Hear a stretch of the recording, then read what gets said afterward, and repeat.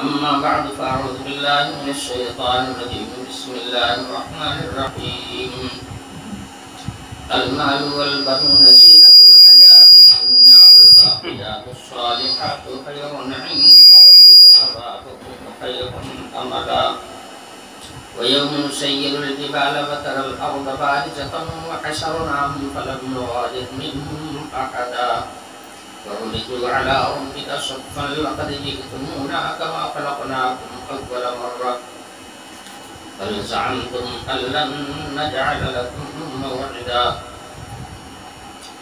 ووضع الكتاب فترى المجرمين مشفقين مما فيه ويقولون يا ويلتنا ما لهذا الكتاب لا يغادر صغيرة ولا كبيرة إلا أحصاها ووجدوا ما عملوا حاضرا ولا يظلم ربك أحدا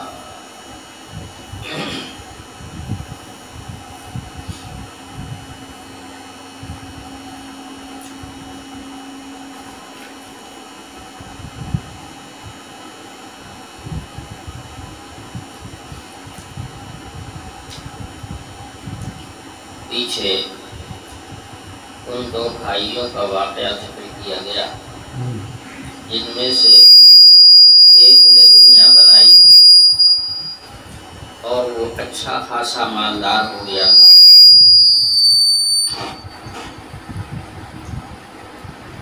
اور دوسرا بھائی جس نے اپنی آخرت بنانے کی فکر کی تھی اور جو کچھ اسے ملا اسے آخرت کے لیے اس نے خرچ کیا،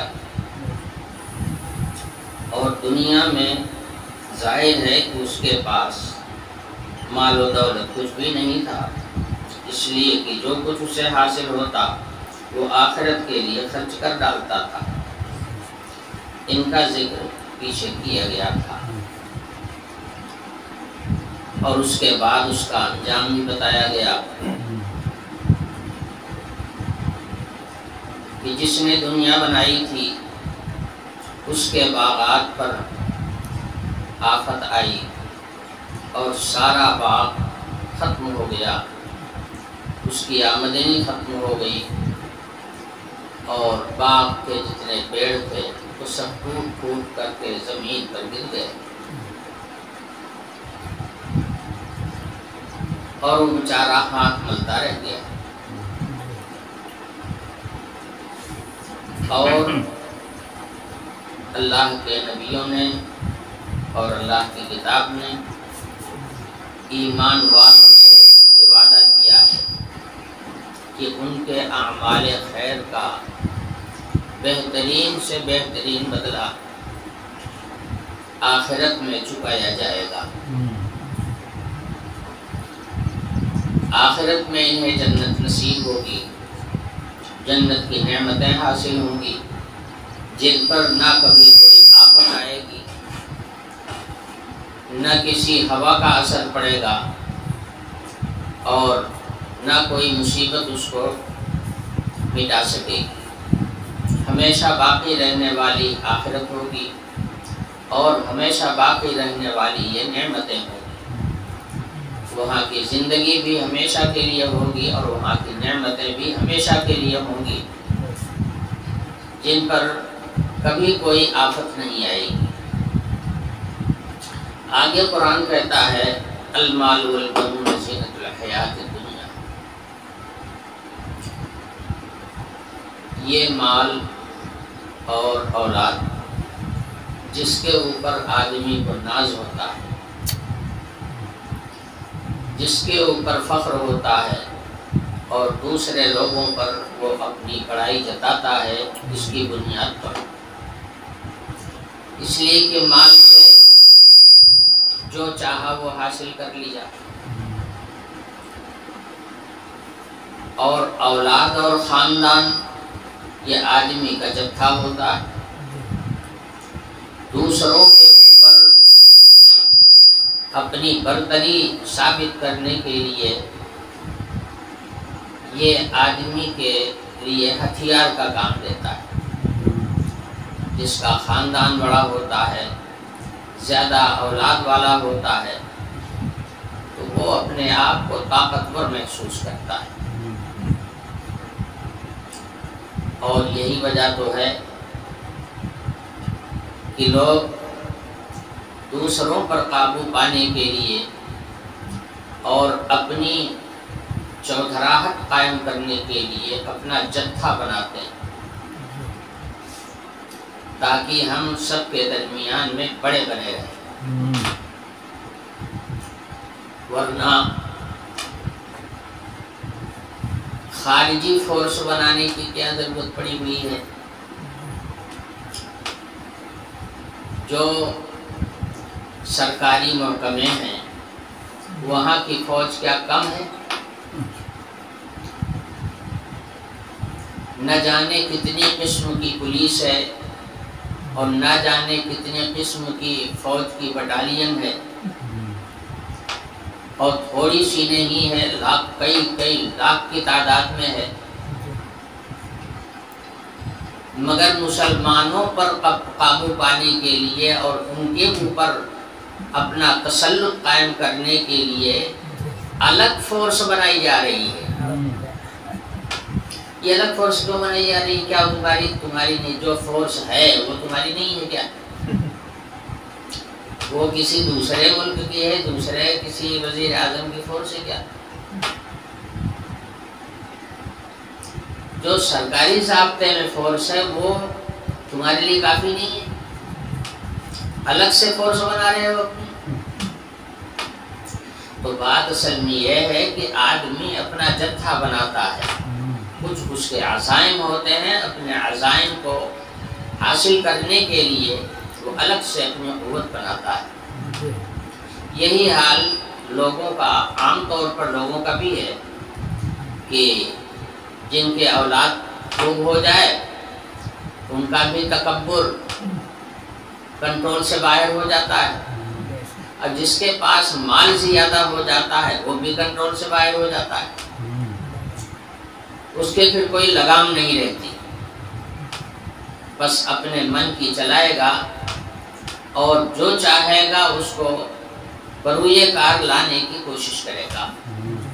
یہ متکبرین کا حال ہوتا ہے۔ انسانیت کا تقاضا یہ ہے کہ انسان بن کے رہو، جیو اور جینے دو، اللہ کی زمین پر تم ہی رہو اور دوسروں کو بھی رہنے دو، یہ ہے انسانیت۔ خود ہی رہو اور دوسروں کو یہاں سے چلتا کر دینے کی کوشش کرو تو یہ تو انسانیت نہیں ہے، تو حیوانوں کا کام ہے، تو جانور کرتا ہے ایسا۔ اگر انسان نے کیا تو انسان ہی کیا رہ گیا۔ بہرحال فرمایا جا رہا ہے المال والبنون زینت الحیات الدنیا، یہ مال اور یہ اولاد اور یہ جتھا جس کے اوپر آدمی ناز کرتا ہے، یہ چیزیں جو ہیں یہ صرف دنیا کی رونق ہیں، دنیا میں یہ کام آ جائیں گی، دنیا میں یہ زینت کا سامان بن جائے گی، مگر آخرت میں جو چلنے والی چیز ہے اور آخرت میں جو کام آنے والی چیز ہے وہ یہ چیزیں نہیں ہیں۔ مال ہوا، اولاد ہوئی، جتھا ہوا، طاقت ہوئی، یہ سب اس دنیا میں دنیا کے لیے ہیں، دنیا ہی میں رہ جائیں گے، ان کی انٹری آخرت میں ہونے والی نہیں ہے۔ آخرت میں کیا کام آئے گا؟ والباقیات الصالحات خیر عند ربک ثوابا وخیر عملا۔ باقیات صالحات، باقیات صالحات ان نیک کاموں کو کہتے ہیں جن کو بندہ ثواب کی امید پر کرتا ہے، اللہ کی رضا جوئی کے لیے، اور آخرت میں اس کا بدلہ اسے ملے، اس کی خاطر جو عمل دنیا میں کیا جاتا ہے اس کا نام ہے اعمال صالحہ۔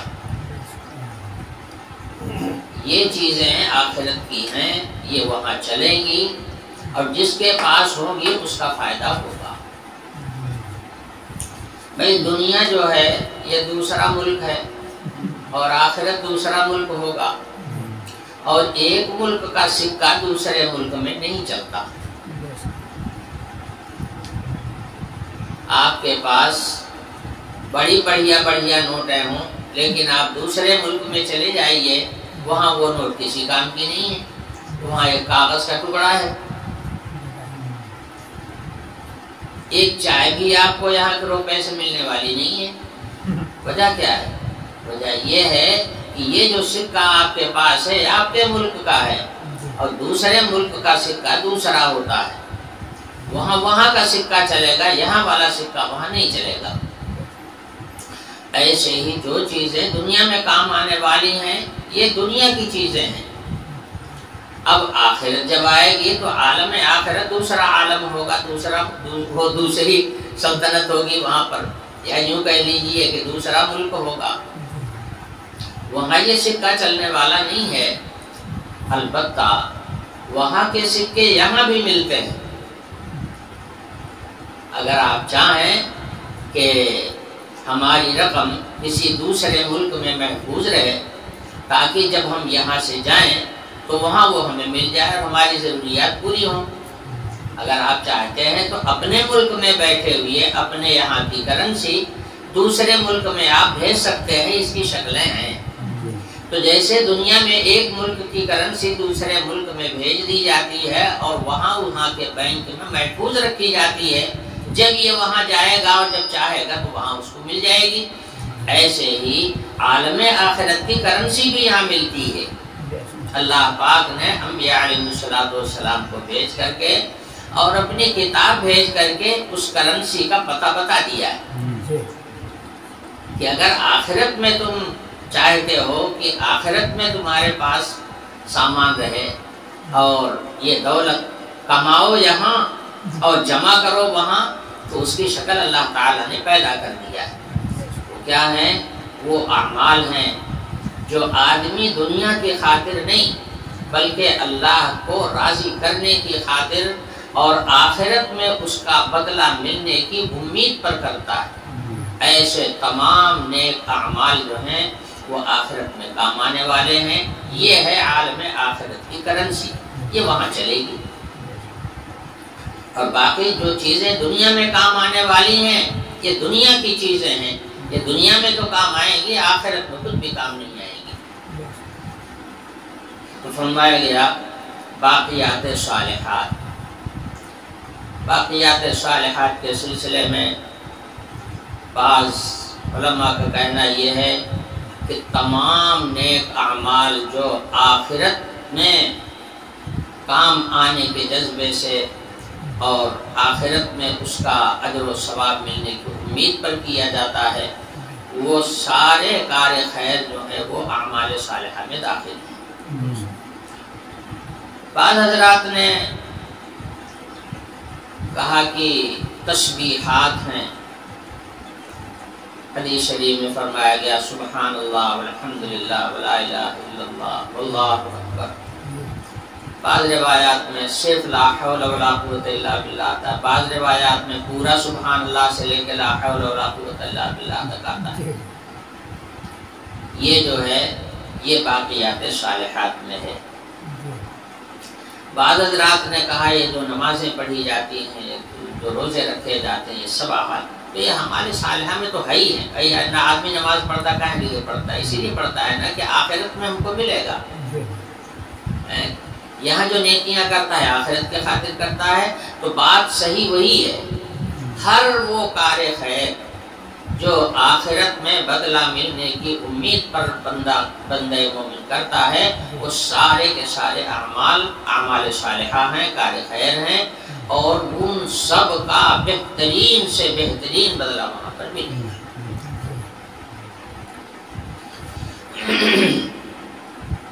وَيَوْمَ نُسَيِّرُ الْجِبَالَ وَتَرَى الْأَرْضَ بَارِزَةً۔ حق تعالی شان و ارشاد فرماتے ہیں یاد کرو اس وقت کو جب ہم ان پہاڑوں کو چلتا کر دیں گے۔ پہاڑ اپنی جگہ سے ہٹ جائیں گے۔ وَتَرَى الْأَرْضَ بَارِزَةً، اور دیکھو گے کہ زمین کھل گئی۔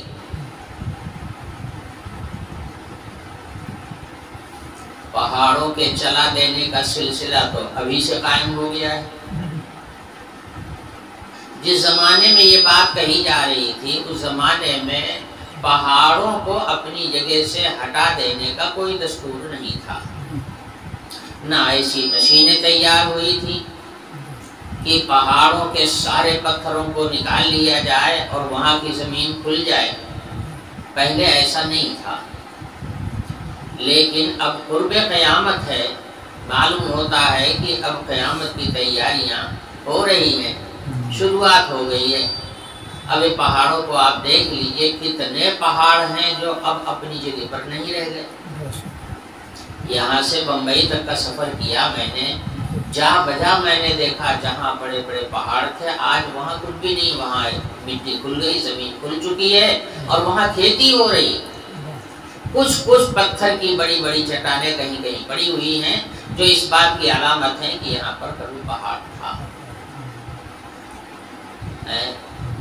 کیا کبھی کسی نے سوچا تھا کہ پتھر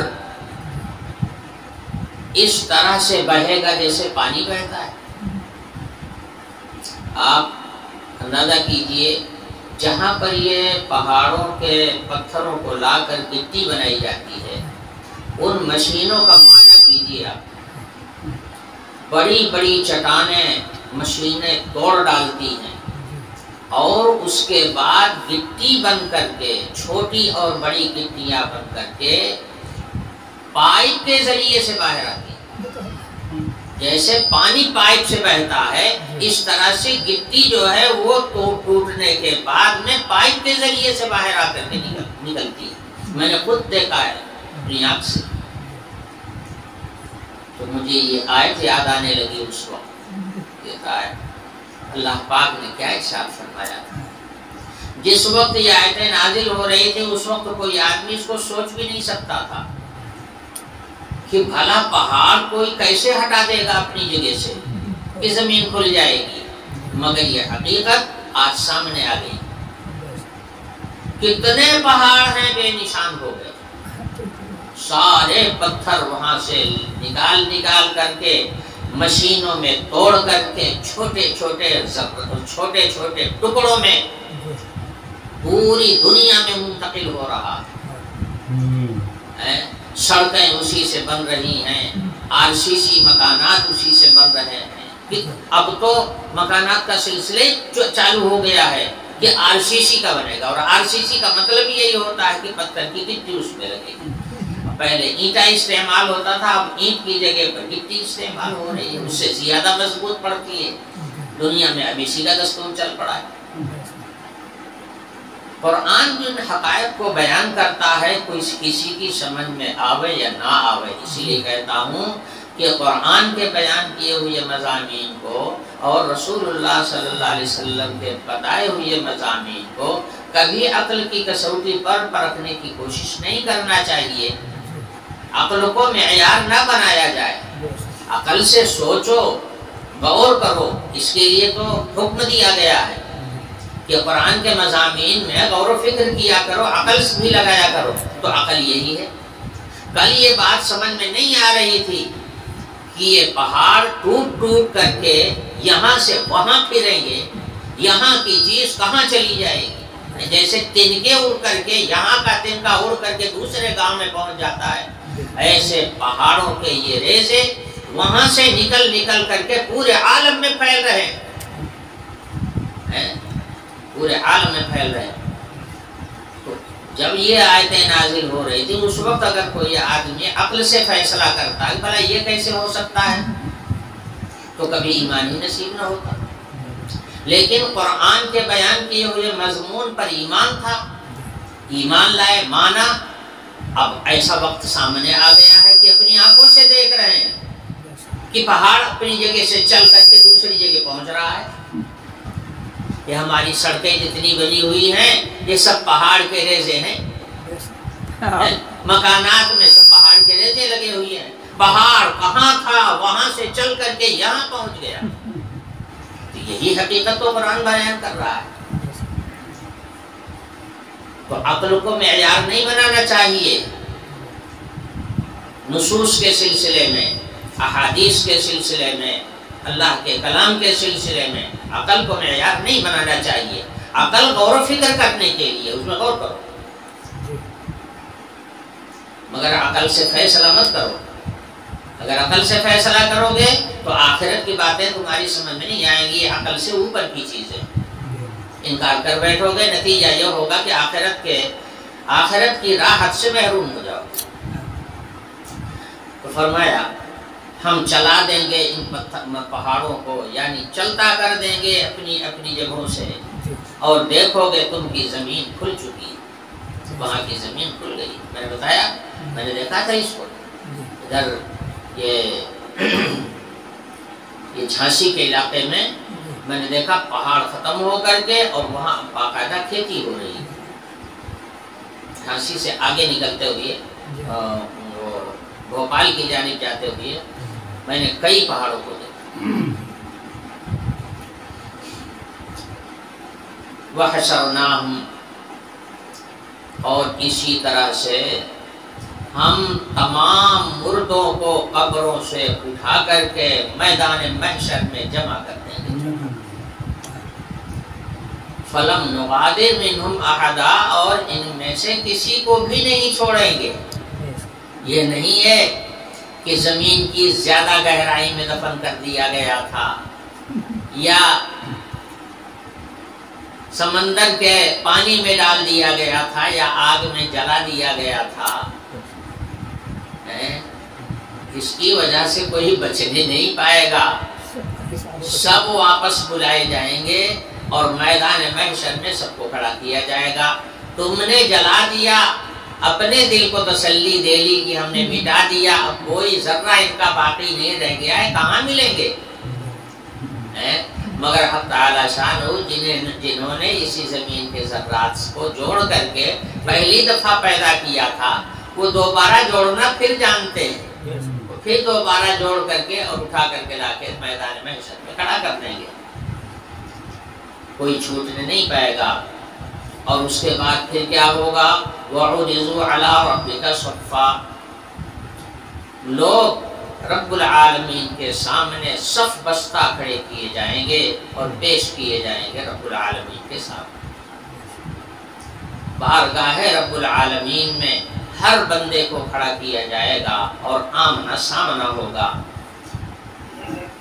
اور اس وقت کہا جائے گا خاص طور سے ان باغیوں کو جنہوں نے آخرت کا انکار کیا، قیامت کا انکار کیا، اللہ کی باتوں کا انکار کیا، رسولوں کے بیان کیے ہوئے مضامین کا انکار کیا، ان سے کہا جائے گا، کہو میاں لقد جئتمونا کما خلقناکم اول مرۃ، آ گئے تم دوبارہ زندہ ہو کر ہمارے سامنے جیسے کہ ہم نے تم کو پہلی دفعہ پیدا کیا تھا، پہلی مرتبہ جس طرح ہم نے پیدا کر کے تم کو کھڑا کیا تھا، اب دوبارہ اسی طرح سے پھر میرے سامنے تم آ گئے۔ اصل میں یہ اشارہ ہوگا کہ دنیا میں تو تم اس کا انکار کیا کرتے تھے، بھلا کہاں آخرت، کیسی قیامت، اور مرنے کے بعد جب ہمارے ریزے زمین کے اندر، زمین کے اجزاء میں مل جائیں گے، پھر دوبارہ زندگی مل جائے، یہ کہاں ہو سکتا ہے؟ ایسا کہاں ہوا ہے؟ یہ سمجھ میں آنے والی بات نہیں ہے۔ اور میں نے بتایا کہ ایمان جو ہے وہ سمجھ کے اوپر نہیں ہے، ایمان تو نصوص شرعیہ کے اوپر ہے، اللہ پاک جو کہیں وہ ماننا ہے، سمجھ میں آوے نہ آوے۔ آج یہ سائنس کا دور ہے، آپ کسی سائنسداں سے پوچھیں، کسی ڈاکٹر سے پوچھیں تو اس کی رسائی تو کل عقل تک ہے، وہ بیچارہ اس کے آگے کی بات تو سوچ بھی نہیں سکتا، اس لیے وہ کہے گا کہ جب ایک دفعہ آدمی مردہ ہو گیا، اس کی ساری نسیں بلاک ہو گئی، اس کے سارے اعضاء بند ہو گئے، اب کسی میں طاقت نہیں رہ گئی ہے، تو بھلا اس کے بعد پھر کیسے جان آ سکتی ہے؟ اس میں دوبارہ جان آنے کا تو کوئی سوال ہی نہیں ہے۔ اس لیے کہ جن باریک باریک نسوں اور باریک باریک ریزوں کے ذریعے سے یہ روح پورے جسم میں چلتی ہے، وہ سب کے سب بیکار ہو گئے، سارے اعضاء خراب ہو گئے، اب کہاں سے اس میں روح آئے گی اور کیسے چلے گی؟ تو عقل والے جو ہیں وہ تو انکار کریں گے، مگر ایمان والا اس کا انکار کبھی نہیں کرے گا، ایمان والا اس کا انکار کبھی نہیں کرے گا، اس لیے کہ وہ اللہ کی بات پر یقین کرتا ہے، رسولوں کی بات پر ایمان رکھتا ہے، وہ کبھی اس کا انکار نہیں کر سکتا۔ تو فرمایا گیا اب تعالی شان ہو پیش ہونے والے اپنے بندوں سے فرمائیں گے آ گئے تم ہمارے پاس، اسی طرح جیسے پہلی مرتبہ ہم نے پیدا کیا تھا دوبارہ پھر پیدا ہو کر کے آ گئے۔ حدیث شریف میں فرمایا گیا کہ میدان محشر میں لوگ جب اٹھا کر کے جمع کیے جائیں گے اور اپنی قبروں سے نکالے جائیں گے تو اس وقت میں صورتحال وہی ہوگی جو جیسے پہلی پیدائش کے وقت تھی۔ بچہ پیدا ہوتا ہے تو ننگا ہوتا ہے، کوئی کپڑا پہن کے تھوڑے آتا ہے، ننگا ہوتا ہے۔ حضور نے ارشاد فرمایا کہ یہ جو دوبارہ زندہ کیا جائے گا، ان کو قبروں سے اٹھایا جائے گا تو وہی صورتحال ہوگی جیسے ماں کے پیٹ سے پیدا ہونے کے وقت ہوتی ہے، سب کے سب ننگ دھڑنگ ہو گئے۔ حدیث شریف میں فرمایا گیا کہ سب سے پہلے جو کپڑا پہنایا جائے گا وہ حضرت ابراہیم علیہ السلام کو پہنایا جائے گا، ان کی بڑی قربانیاں تھی توحید کے لیے، یہ ان کا خصوصی اعزاز ہوگا کہ حق تعالی شان ہو سب سے پہلے کپڑا ان کے بدن پر ڈالیں۔ حضور نے ارشاد فرمایا اس کے بعد پھر مجھے پہنایا جائے گا، اس کے بعد پھر اپنے اپنے اعمال کے لحاظ سے دوسرے لوگ۔ جب حضور نے یہ حدیث بیان فرمائی تو حضرت عائشہ صدیقہ رضی اللہ عنہا نے ایک سوال کیا، یا رسول اللہ تو بڑا شرمناک منظر ہوگا، عورتیں بھی ہوں گی مرد بھی ہوں گے اور سب ننگ دھڑنگ ہوں گے، تب تو لوگ ایک دوسرے کو دیکھیں گے بھی تو شرم کا موقع ہوگا۔ حضور نے فرمایا عائشہ وہاں جو فکر دامنگیر ہوگا، جو ایک خوف طاری ہوگا اور آئندہ اپنی تباہی اور ہلاکت کا جو احساس ہوگا، اس کی وجہ سے ہر آدمی اتنا فکر مند ہوگا کہ کسی کو کسی کی طرف دیکھنے کی مجال ہی نہیں ہوگی۔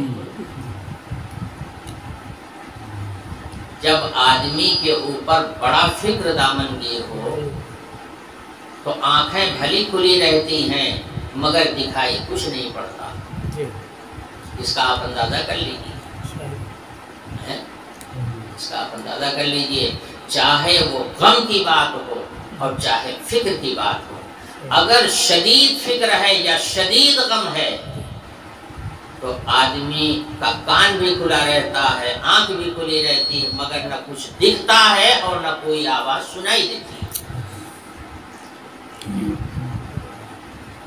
لکھا ہے کہ جب حضور اکرم صلی اللہ علیہ وسلم کی وفات ہوئی تو حضرات صحابہ پر تو غم کا پہاڑ ٹوٹا تھا، اس سے بڑا غم حضرات صحابہ کو کبھی نہیں ہوا جتنا غم حضور اکرم صلی اللہ علیہ وسلم کی جدائی کا تھا۔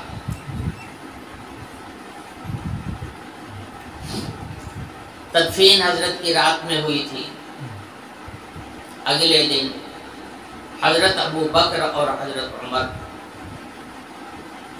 دونوں حضرات حضرت عثمان غنی رضی اللہ عنہ کے پاس سے گزرے تو حضرت عثمان غنی رضی اللہ عنہ فکر مند اور اسی غم میں چور بیٹھے ہوئے تھے۔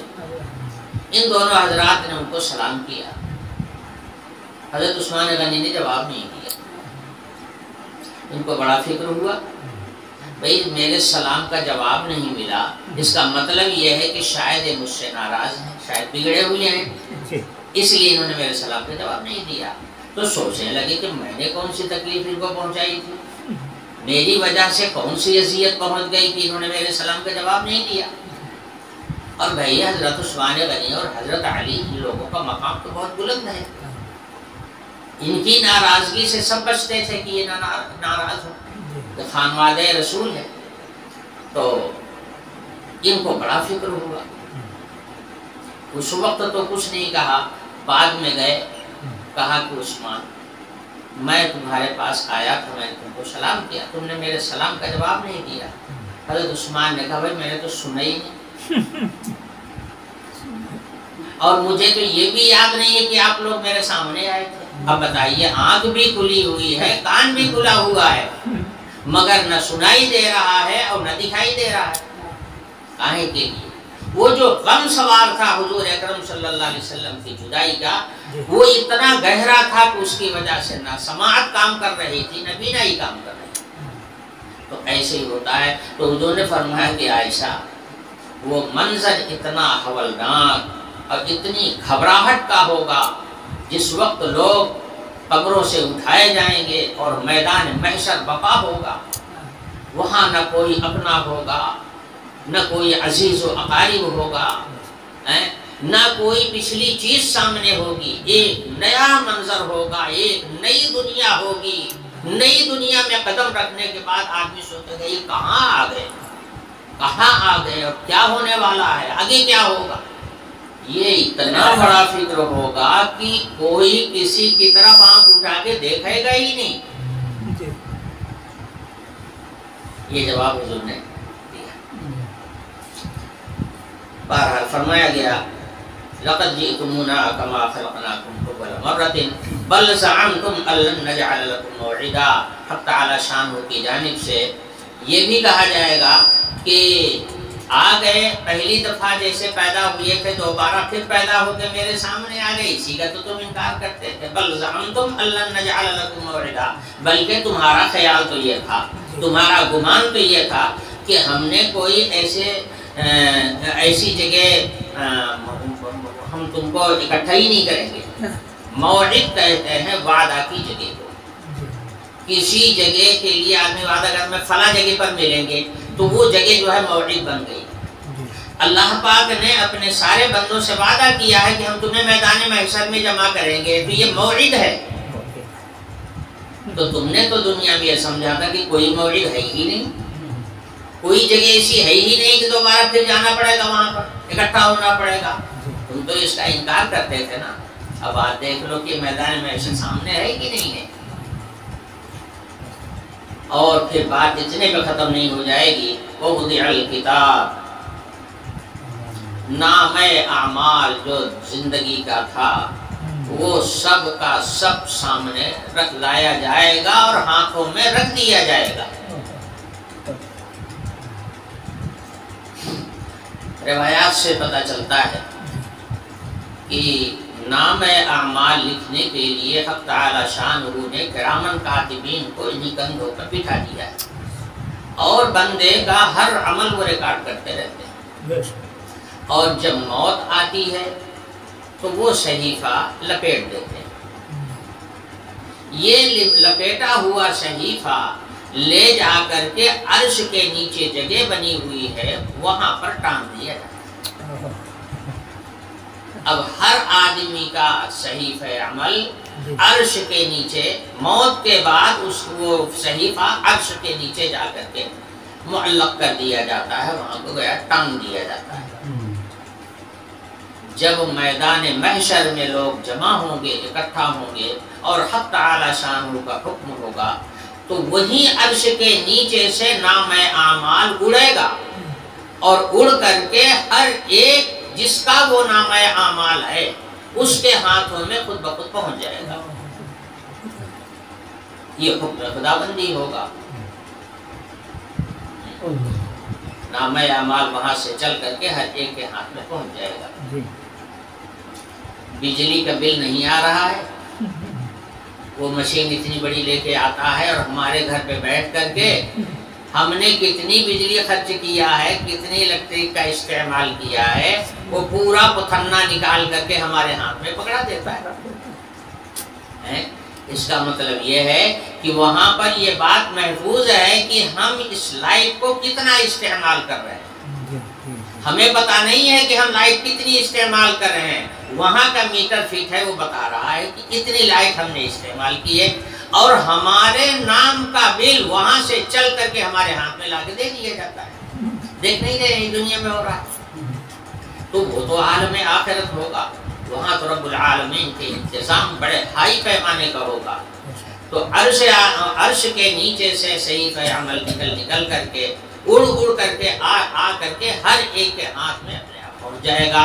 بس فرق یہ ہوگا کہ جو اہل جنت ہوں گے، صالحین ہوں گے، وہ نام عمل اڑ کر کے ان کے داہنے ہاتھ میں آئے گا، اور جو آخرت کے انکاری تھے، اللہ کے حکموں کے انکاری تھے، ان چیزوں کا ٹھٹھا کرنے والے لوگ تھے، ان کا بھی نام عمل آئے گا مگر ان کا بائیں ہاتھ میں آئے گا۔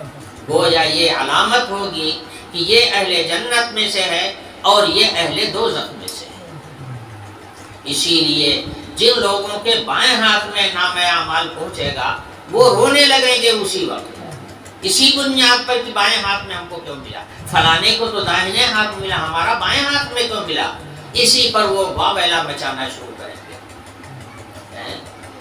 کہیں گے یا لیتنی لم اوت کتابیا، ہائے بربادی، یہ دائیں ہاتھ میں میرے نام اعمال آیا، کیا اچھا ہوتا کہ میں یہ آیا ہی نہ ہوتا، یہ نام عمل ہمارے ہاتھ میں آیا ہی نہ ہوتا۔ وَلَمْ أَدْرِ مَا حِسَابِيَا، ہمیں تو پتہ ہی نہیں تھا کہ حساب بھی ہوگا۔ یا لیتہا کانت القاضیہ، کاش کی بس اتنی ہی مصیبت جو آئی ہے میرے سامنے اسی پر فیصلہ ہو جاتا، اسی پر قصہ ختم ہو جاتا تو بھی اچھا تھا۔ ما اغنا عنی مالیہ ہلک عنی سلطانیہ، نہ تو آج میرا مال کام آ رہا ہے، نہ میری اولاد کام آ رہی ہے، اور نہ میری سلطنت کام آ رہی ہے، نہ میری وزارت کام آ رہی ہے، نہ میری صدارت کام آ رہی ہے، کچھ بھی یہاں کام نہیں آ رہا ہے۔ یہ ساری چیزیں تو دنیا میں رہ گئی، اب یہاں اللہ کے سامنے کیا پیش کروں، ہمارے پاس کوئی سکے نہیں۔ تو قرآن کہتا ہے فَتَرَ الْمُجْرِمِينَ مُشْفِقِينَ مِمَّا فِيهِ، اس وقت دیکھو گے ان مجرموں کو، ان گنہگاروں کو، مجرموں کو، کہ یہ گھبرائے ہوئے ہوں گے ان مضامین کی وجہ سے جو اس کے اندر ہوں گے، اور کہیں گے یا ویلتنا ما لہذا الکتاب لا یغادر صغیرۃ ولا کبیرۃ الا احصاها، ہائے ہماری بربادی، ہائے ہماری تباہی، یہ کیسا نام اعمال ہے جس نے تو میری زندگی کا کوئی چھوٹا یا بڑا عمل چھوڑا ہی نہیں ہے، اس نے تو سب لکھ لیا، سارا ریکارڈ موجود ہے۔ میں جو بول رہا ہوں اگر آپ اس کی اب تو ریکارڈ ہو رہی ہے، آواز ریکارڈ ہو رہی ہے، عمل ریکارڈ ہو رہا ہے، حرکت ریکارڈ ہو رہی، ہر چیز ریکارڈ دنیا میں۔ جس وقت قرآن ان مضامین کو بیان کر رہا تھا اس وقت تو اس کو کوئی سوچ بھی نہیں سکتا تھا۔ قرآن میں جب یہ آیتیں نازل ہو رہی تھی، رسول اللہ صلی اللہ علیہ وسلم جب یہ مضامین بیان کر رہے تھے تو اس وقت تو ان باتوں کو کوئی سوچ بھی نہیں سکتا تھا کہ ایسا بھی ہوگا کہ ایک آواز دوسری جگہ پہنچ جائے گی، اور اب تو آواز ہی نہیں بلکہ صورت شکل بھی سامنے آ رہی ہے، ہر نقل و حرکت اس کی سامنے آ رہی ہے، پوری حیات سامنے آ رہی ہے، ریکارڈنگ ہو رہی ہے۔ مگر جب قرآن کی آیتیں نازل ہو رہی تھی، رسول اللہ صلی اللہ علیہ وسلم بیان فرما رہے تھے، اس وقت جو لوگ ایمان لائے تھے وہ صرف رسول اللہ صلی اللہ علیہ وسلم کے اعتماد پر ایمان لائے تھے، عقل سے سوچ کے ایمان نہیں لائے تھے، رسول اللہ کی زبان پر ان کے صداقت اور سچائی کو دیکھ کر ایمان لائے تھے۔ اور آج دیکھ لیجیے اللہ تعالیٰ نے اس کا نمونہ دنیا کے اندر پیدا کر دیا، ہر چیز ریکارڈ ہو رہی ہے، ہر چیز ریکارڈ ہو رہی ہے۔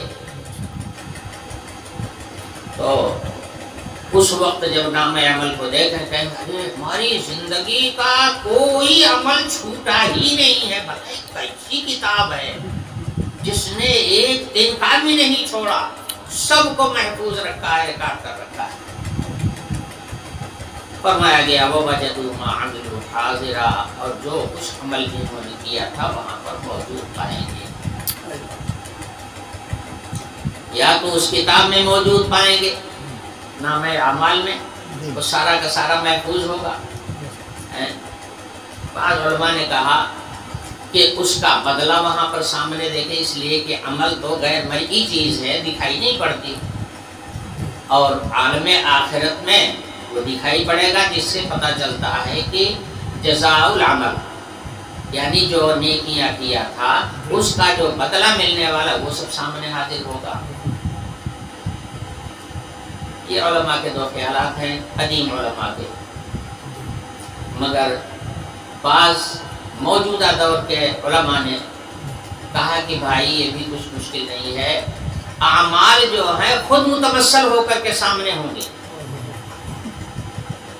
جو عمل ہم نے دنیا میں کیا تھا وہ عمل خود وہاں حاضر ہوگا، اور اس کی مثالیں قرآن و حدیث میں موجود ہیں۔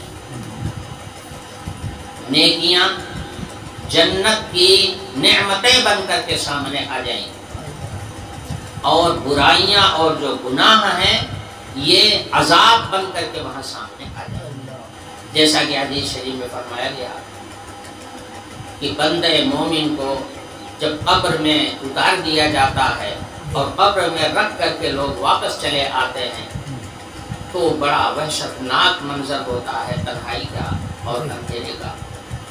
اس وحشتناک جگہ میں اس کا عمل جو ہے نہایت خوبصورت انسان کی شکل میں آ کر کے اس کے پاس کھڑا ہو جاتا ہے، اس کو دیکھ کر کے مومن کو انسیت حاصل ہوتی ہے، اس کی گھبراہٹ اور وحشت دور ہو جاتی ہے اس کی وجہ سے۔ تو یہ کیا چیز ہے؟ حدیث میں فرمایا گیا کہ اس کی نیکیاں، اس کے نیک اعمال خوبصورت انسان کی شکل میں آ کر کے سامنے کھڑا ہوگا، تو اس سے اس کو انسیت حاصل۔